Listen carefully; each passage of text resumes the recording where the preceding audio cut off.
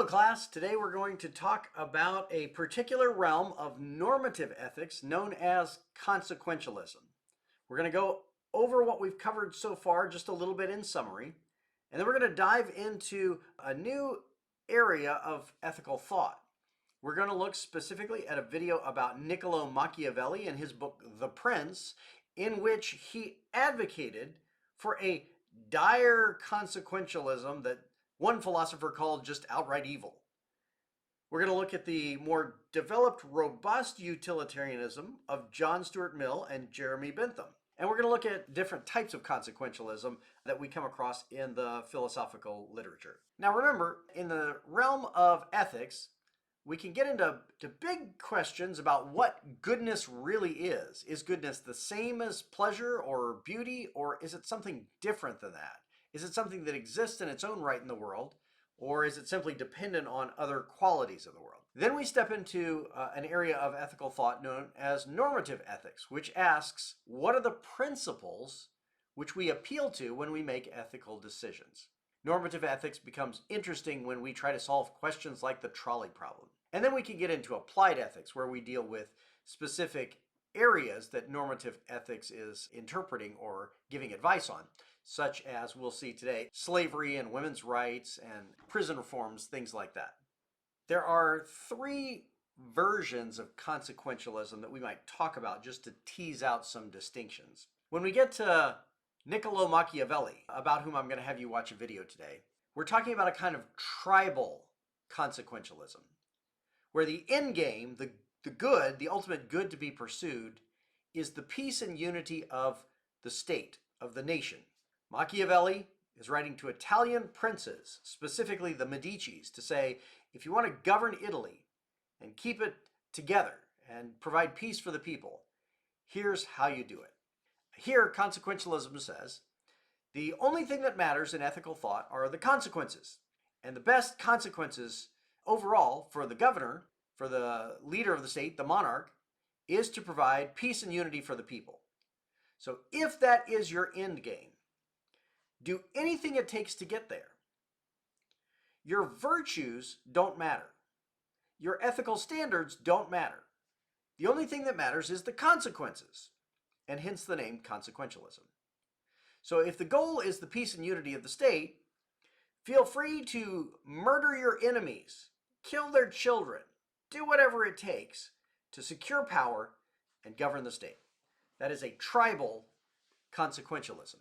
Another kind of consequentialism is egoism, where the ultimate good to be pursued is not the peace and unity of the state, but rather my own happiness. And some people would say ethically, that's all you have to do, is pursue your own happiness. And if everybody in the world did that, we'd have more happiness overall than if we didn't. And so the best thing you can do is pursue your own ends. That's called egoism. And egoism is another kind of consequentialism. Whatever you do, as long as the goal is your happiness, your own betterment, that goal is worth it, and you can do whatever it takes to get there. Finally, we'll get into, in more detail, the thought of Jeremy Bentham and his student John Stuart Mill. They developed a type of consequentialism called utilitarianism.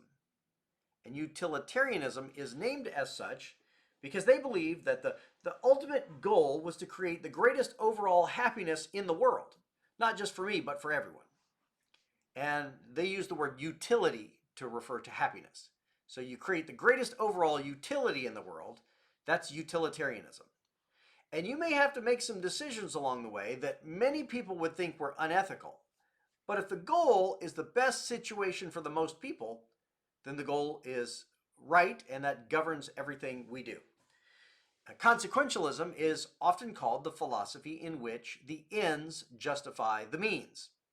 In other words, the results make it such that the way that you get to the results don't matter. As long as the results are good, it doesn't matter how you get there. Now, remember, we've been talking about different strains of ethical thought. In the history of ethics, this is a pretty significant contrast to what's come before it. The ancient Greeks, like Plato and Aristotle, liked to talk about virtue. Plato, in his book The Republic, compares a good government, a good state, with a good individual. And just as a good individual pursues virtue, so a good state should pursue justice. A good state is a virtuous state, and a good human is a virtuous human. Aristotle, in his book, The Nicomachean Ethics, says that virtue is that most natural pursuit of humanity whereby we fulfill our design. Right? This was early genetic theory, early DNA theory. In an acorn, there is a design for an oak tree. And in a human being, a baby, there is a design for what a full, mature, happy human being is supposed to be. A happy, mature adult. And so that's our end game, what the Greeks would call our telos.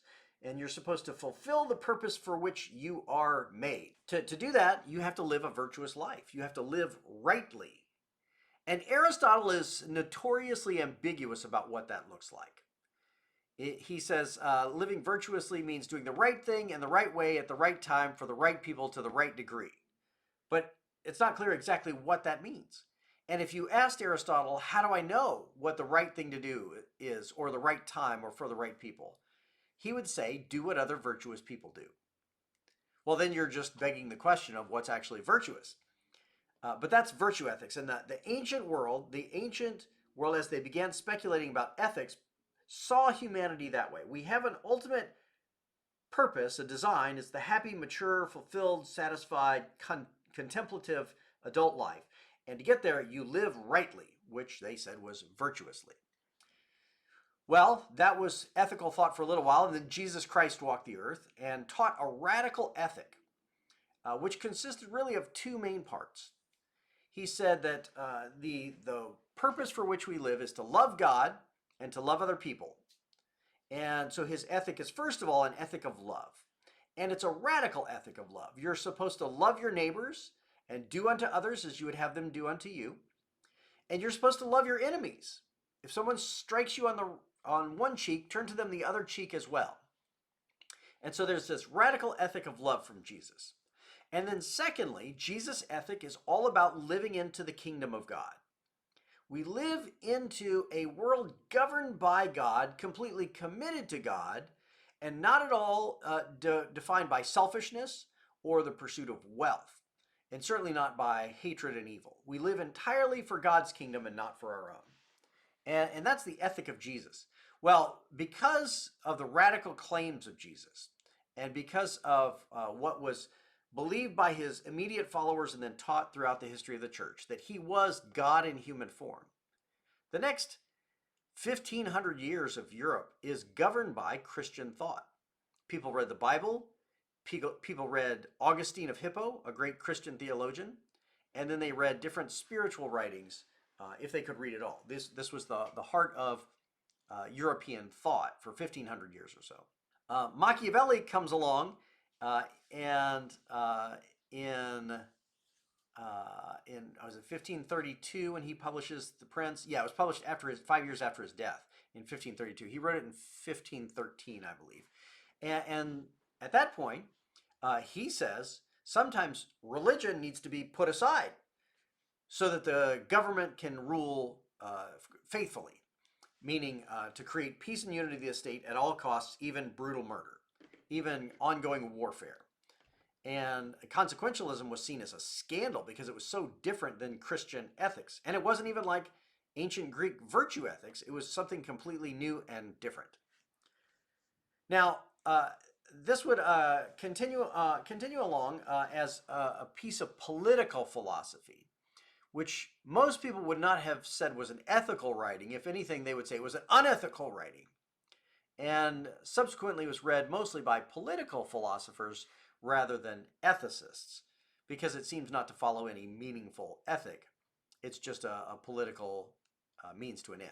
But in the 18th century, you'd have two different ethical strains develop. You have on one hand Emmanuel Kant developing deontological ethics, ethics which try to distill a rational principle that then determines all ethical thought. And remember, Kant said, you treat people as an end in themselves and never as a means. You treat people with dignity, and that's an ethical grounding for all other ethical thought. And on the other hand, you have Jeremy Bentham beginning to develop utilitarianism, which is a version of consequentialism, just like Machiavelli, except in this version, the goal is the overall happiness of everyone. And intuitively, that seems like a good goal. Yeah, the overall happiness of everyone seems like a good thing to pursue. But there are some consequences of utilitarianism that, in general, people have problems with. Let's get into the lives a little bit of Jeremy Bentham and John Stuart Mill. Jeremy Bentham lived from 1748 to 1832. He studied at Oxford, and he got a law degree, though he never actually ended up practicing law. Because of a relationship with his brother and some of the work that his brother was doing, he got asked to write a response to the Declaration of Independence written by these American rebels. And he made fun of the Declaration of Independence. And in particular, he didn't like the political philosophy, which said that everyone has individual natural rights given to them by God. Bentham was actually an angry atheist, and he didn't believe there was a God or that people inherited rights from God. He called natural rights, quote, nonsense on stilts, end quote. So Bentham early on didn't believe that individuals had dignity and rights, the way Emmanuel Kant in the same generation was writing. He began a plan for prison reform and began drafting. He picked up an idea from someone else, actually, of what a prison might look like and how prison reform might look. And he spent a couple decades of his life trying to bring it to pass. He had these blueprints for a prison and how it would work and what work the prisoners would do within the prison in order to make money. And it ultimately was tried and rejected and considered and rejected. And in the end, he spent two decades of his life pursuing something that he would never see come to fruition. And in his later years, he was bitter and angry and suspected all kinds of conspiracies on the part of the aristocracy that prevented him from ever succeeding in what he spent 20 years of his life working on. So in general, he wasn't an angry and bitter man. And that, I think, contributed to his atheism and was spurned on by his atheism. In terms of moral issues, then, he would write generally in favor of liberty because he believed it contributed to happiness. He wrote about ending slavery. He wrote against the death penalty and against the punishment of children. He wrote in favor of women's rights and a woman's right to divorce. And he wrote in favor of animal rights. He also wrote against laws prohibiting homosexual behavior. And that was the life of Jeremy Bentham. Now, Jeremy Bentham had a secretary named James Mill. And James Mill had been an ordained Scottish Presbyterian pastor who then ended up working in various jobs in order to make ends meet. And James Mill had a son named John Stuart Mill. John Stuart Mill lived from 1806 to 1873. His dad set out about the project of raising a genius to propagate Jeremy Bentham's utilitarianism. He was so convinced that this was best for society that he wanted to raise this young son to be like a philosophical messiah to spread utilitarianism. So at the age of 3, John Stuart Mill learned Greek. At the age of 8, he learned Latin. And before he was 10, he had an education in all of the classics of the Greco-Roman world. He began to study logic at an age that normally most kids today are learning how to add and subtract. And what really was a brilliant mind with a tremendous education. But at the age of 20, he realized that the goal of creating a just society would not make him happy. And he suffered from depression and even suicidal thoughts. We know this because John Stuart Mill has left behind an autobiography, so we can read his own self-impressions in his own words.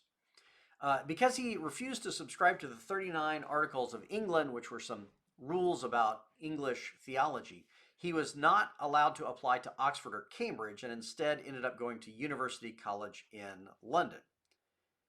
He went on to work in the East India Company like his father. But he did become a great scholar and writer. And in 1859, he would write a book on liberty, in which he argues against slavery and in favor of the rights of women. And in 1861, he would write his famous text, Utilitarianism, which has become the defining text of utilitarian thought to this day.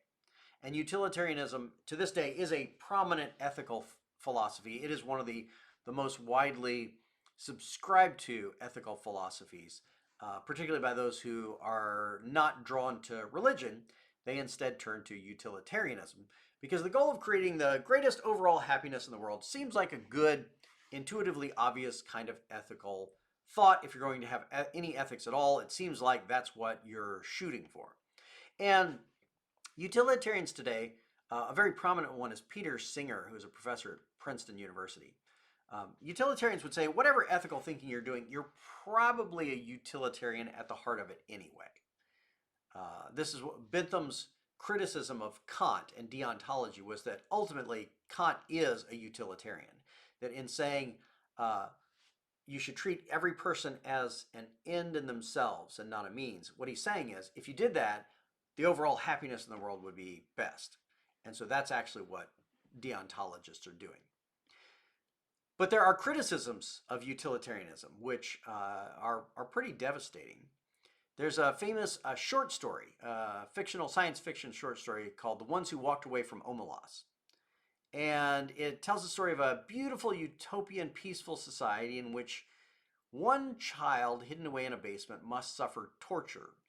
And that child being tortured somehow magically sustains the society. And without that child being tortured, the society cannot be utopian. So great overall happiness. Everybody lives in utopia except this one kid. And the short story describes ultimately people just walking away from this ultimate peace because the fact that this one child is suffering makes the whole thing kind of collapse. So one of the great criticisms of utilitarianism is it fails to respect the dignity of the individual. Remember, Bentham says people do not have any natural rights. There is no God to give them rights. So if somebody has to suffer and die in order to create a greater overall happiness, then so be it. Now this makes Bentham's writings against slavery a little ironic, because this is one of the great challenges to utilitarianism. If it would create the greatest overall happiness in the world for the majority of people, if there were a small population that had to endure slavery in order to create greater overall happiness, on utilitarianism, that has to be permissible. There's nothing that protects people from things like slavery or second-class living or some measure of suffering if it creates better overall happiness for the world. And utilitarians are sort of desperate to find a way around that. They don't want to be Kantian, but there's something intuitive about Kantianism that says every individual deserves dignity. And a utilitarian cannot really account for that. A second major criticism of utilitarianism is it's hard to calculate happiness.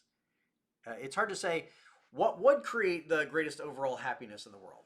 At the time we perform an action, there's no happiness thermometer that'll tell us, well, this is going to create 56 units of happiness instead of 49 units of happiness. There's nothing by which we can measure it, and there's no way to see the future to know what our actions will ultimately produce anyway. There's a further calculation problem with asking whether or not we're talking about greatest overall happiness or average happiness per capita. Do we want the average of everybody to go up so everybody's a little bit happier? Or do we want a few people to be tremendously happy and everybody else not so happy if that creates the greatest overall happiness in the world? So there's some problems with calculating utility or happiness. And so if we can't calculate it, how do we make that our goal? It seems intuitive at first glance that I could say, yeah, I'm trying to do the best for the most number of people. But there's no actual way to calculate that you're successful in doing that. A third criticism of utilitarianism is the issue of meta-ethics.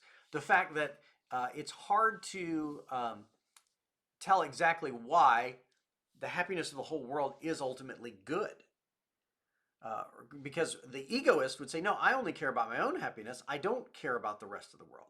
Or the tribalist would say, I only care about my own family or my own nation. Why should I care about the rest of the world? You can never achieve this metropolitan ethic where a human being is supposed to care about the happiness of people on the other side of the world if there's no fundamental reason why that is good. So the meta-ethical question about what good is a challenge to utilitarians, because it cannot be forcefully demonstrated that I have to care about the happiness of the whole world anyway. Now, in response to some of these challenges, utilitarians have come up with a distinction between two kinds of utilitarianism, what's called act utilitarianism and rule utilitarianism. Act utilitarianism says I should care about the happiness produced by each individual act. When I go to make a decision, I should say, is this going to create the greatest overall happiness in the world? And if, for instance, killing a person, because they're a really bad person, creates greater overall happiness, well then that's what I should do, because that act produces the most happiness in the world. That rubs against the idea that people deserve dignity. But a rule utilitarian says, well, you shouldn't weigh the act that you're about to commit. You should weigh the overall utility of the rule that you're following. So if the rule that you're following is the most happiness is created in the world when we respect people's individual dignity, then we only act like a deontologist because we are consequentialists. We respect a person's dignity because it creates the greatest overall happiness in the world, and that's the rule that we're going to follow. Well, the problem is when we see problems with the rule, when we realize that rule is not going to create the greatest overall happiness in the world, we then will break the rule and make exceptions for it on the basis of an act which creates the greatest overall happiness in the world. And so if breaking a rule creates the greatest overall happiness, then we should do it. But that then seems like rule utilitarianism ultimately degrades back into act utilitarianism.